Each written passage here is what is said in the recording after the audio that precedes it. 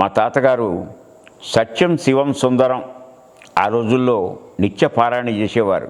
ఆయన చూడటం ఆయన జరగలేదు. ఆ తర్వాత మా నాయనగారు చాలా చురుకైనటువంటి పాత్రగా సత్యసాయి సేవలో నగర సంకీర్తన, వారి పూజలు, ధనుర్మాస పూజలు, ఉపన్యాసాలు, వారు వ్రాసినటువంటి షోడశోపచారాలు కూడా 1967 సంవత్సరం సనాతన సారథిలో చోటు చేసుకుంది. అది వెలుగులకు తెచ్చి మా మిత్రులు భాస్కరరావు గారు ఎంతో కృషి చేశారు.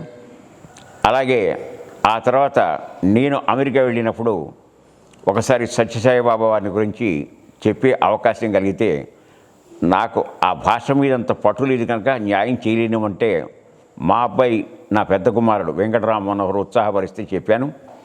అక్కడ షిరిడి సాయి సమాజం, ఎందుకంటే షిరిడి సాయి సత్యసాయి అభేద శక్త్యావతారాయ నమః అన్నారు. అందువల్ల నాకు తేడా ఏం లేదు. నేను వెళ్ళి అక్కడ భజన పాట పాడమంటే దేవదేవోత్తమ అనే పాట పాడితే ఆ పాటను వాళ్ళు అంగీకరించలేదు. కారణం ఏంటంటే వాళ్ళు భేద దృష్టితో ఇది సత్యసాయి పాట వద్దు అని చెప్పి నిరాకరించారు.